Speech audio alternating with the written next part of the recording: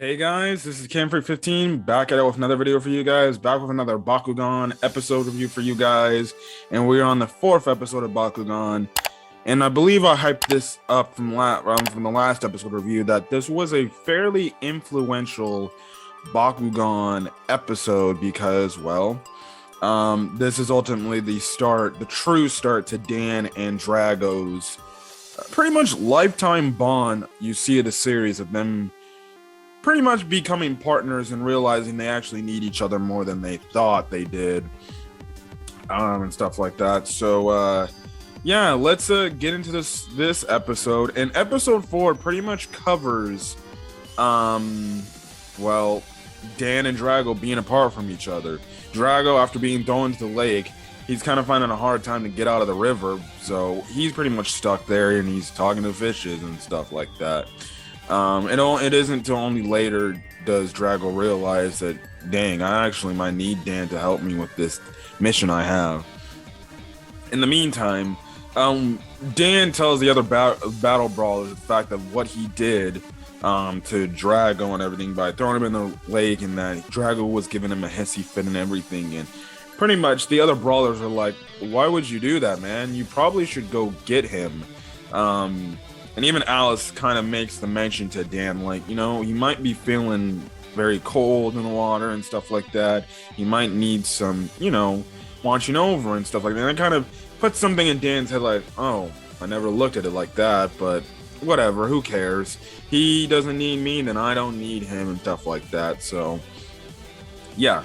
Anyways, he goes to the next day of school, and he pretty much is overhearing this boy talk about strategy in Bakugan, and this kid's name is called Rio, and pretty much he explains to the other classmates that, you know, Bakugan, even though it's a fun game and everything, at the end of the day, it's pretty much like chess. You know, you pretty much base your moves off predictions of what your opponent is going to lash out, and you know, that's where my strategy comes in. And he kind of has like this little laptop where he kind of in a way simulates Bakugan battles and everything, and you know, counters and has strategies based off this computer he does, which, hey, like I said, I've mentioned it before that the one thing about the first season of Bakugan and a little bit of New Vestroia, but mostly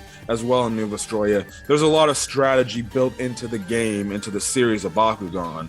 By the time you get to Gundalian Invaders and Mectanium Surge, they take that element out, and it doesn't feel like the show doesn't feel as good as it once was. And especially when they even establish all the other gimmicks and shit like that.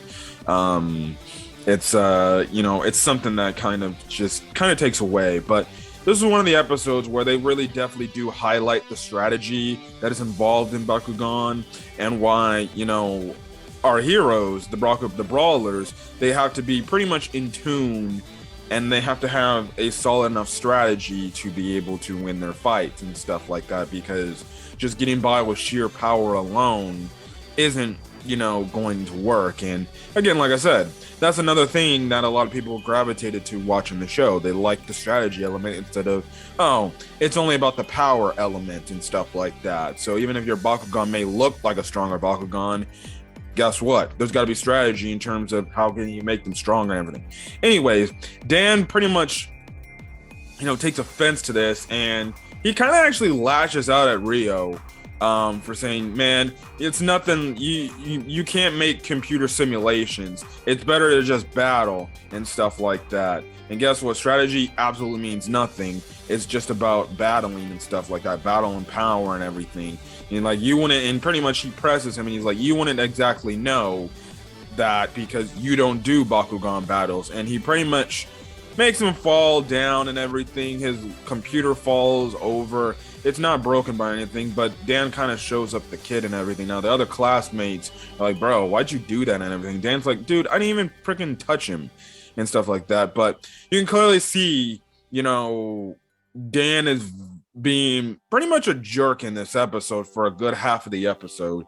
He's pretty much being a dick, a douchebag, yada yada yada, which, like I said, early stage Bakugan Brawler Dan is kind of like that. And even after this episode, there's some parts in the story where he does show that tendency to be an absolute a-hole to his friends and stuff like that. But you know, he starts to mature and become better and stuff like that as the series progresses, and stuff like that. But that's what you typically get with a hot-headed main character, who is pretty much the leader of a team, where they always have disagreements and they come across like a douchebag and everything. I know there's another big moment where he ends off acting like a complete a-hole to one of the characters in the series. I don't remember what it was, but it was something. I think it was between him. I don't know. It's some part in the middle of the series. We'll get back to it in this season and stuff like that. But yeah, this goes to show you that he's dead. You know, Dan, for all his cool factors and, you know, points, he also is kind of, like I said, a douchebag, and he is a jerk and stuff like that. So yeah. Anyways, Rio is pretty much walking home, and he's just wondering, like, why would Dan do that and stuff like that, and the fact that Dan doesn't ultimately realize and understand like how much he likes building strategies and stuff like that. And all of a sudden, you know, that's kind of the whole thing where we see him freaking get confronted by, well, Masquerade and everything, through his computer. And Masquerade's like, you know, I can get you what you want, the power you need to take down people who hate your strategies and everything. But this time, unlike Rikimaru, where he just pretty much, you know, just gave him this Bakugan and Rikimaru believed him, this time, and this is another element that starts the whole thing of, this is how he starts to get other people to take his side and work with him going forward, because he typically can't say, hey, here you go, here's the strong Bakugan, can you do my bidding for me and take out this battle brawler? Guess what? Nobody's gonna freaking listen. I'm like, oh please, whatever, and they're just gonna mind their own way. So in other words, he uses, like, I guess you can say, this hypnotizing power-like effort to pretty much hypnotize said character who will be antagonist of the week working for Masquerade, to pretty much listen to him and pretty much, I wouldn't say listen to him, but have a different persona compared to their normal persona, where they're just not thinking straight and everything. So we see in this episode, because of it, Rio ends up coming off more like a douchebag, a jerk himself, even though he still has the same personalities of, oh, you dished out, you know, jeez, you crapped on my strategy formula. Okay, then I'm gonna show you and everything. And that's what he ends up doing with Dan on the following day. He challenges Dan to a Bakugan battle at the start of school, and pretty much Dan, I honestly will admit, he took in a minute and he admitted that he was wrong. And it was funny enough, because at first he blamed this whole Drago issue for doing it. I'm like, no, man, you need to look at yourself. And he was willing to apologize and be like, hey, dude, I'm sorry, I didn't mean it like that. I got a level head, pretty much. You know, I got in over my head. But Rio, since he's pretty much hypnotized with evilness in him, which they will explain why these people are able to be easily hypnotized, and pretty much they turn evil and stuff like that. They'll explain that later on in the series and stuff like that. But he pretty much challenges Dan to a battle, because he's like, I don't give a crap about what you said. Only way we can handle this is through a battle, and I'm gonna school you and everything. So they go into a Bakugan battle and everything, and pretty much Dan gets absolutely freaking destroyed. He gets outsmarted, he gets outbeat, he gets outworked pretty much. And he loses all his Bakugan to the Doom Dimension. And also at the same time, Rio has the Reaper that Masquerade had in episode 2, the talking one that was pretty much evil and stuff like that. But again, like I said, Dan was absolutely getting destroyed all of Rio's strategy was working to his way and everything. And two, even before the battle, he saw that he had the Doom card and the Bakugan shooter and stuff like that. And pretty much at the end of the battle, Dan loses. He's visibly upset and everything and stuff like that. And, Rio kind of goes on his own way and stuff like that. And Dan's kind of just moping in defeat and realizing, like, shit, I was wrong about everything, and stuff like that. I was wrong about, doing this. I hurt the Bakugan. Now I can never get them back and stuff like that. It pains me to see this happening over and over again and stuff like that. So yeah, and then that's when he realizes, like, I need Drago. I need to apologize for what I did. Drago was right. And you get this nice scene where, he finds Drago, and then, Drago also finds Dan too. They kind of talk it all out and everything. And they resolve their issue. And that's when the two agree to be full-time partners and respect each other and listen to each other and stuff like that. And again, you get a great scene between the two. And then in the same episode, you get a rematch between Rio and Dan. But this time with Dan with a more level head, more cooler head. He challenges Rio, and he pretty much is like, listen, Masquerade can't promise you shit, pretty much. He's just lying to you. He's just using you to get his own ways and stuff like that. And Rio's like, oh, really? Sure. Then I'll just battle you again to prove my, right. And the thing is, in this battle, it goes different because Dan is a lot more prepared for Rio's strategy and stuff like that. And one of the strategies, he pretty much,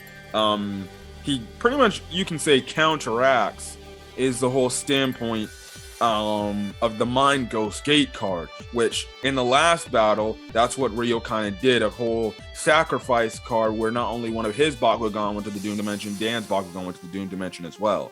And pretty much, it was a point in the match where he threw Drago down on another card, and stuff like that, because he thought Dan would throw, Drago on the Mind Ghost card. And the Mind Ghost card is pretty much where if two Bakugan are on the same card, it's just pretty much a self-sacrificing move. And it was a way to where Dan predicted it, thinking like, okay, yeah, he was just going to do it because he did it in the last battle. He's going to do it again. And stuff like that. And because of it, Drago's like, oh, shoot, wow, I can't believe it. That's great that you read that play out. And Dan pretty much kind of took a page from Rio's book and pretty much said, well, Bakugan's a game about strategy. You gotta outsmart your opponent and stuff like that. So yeah.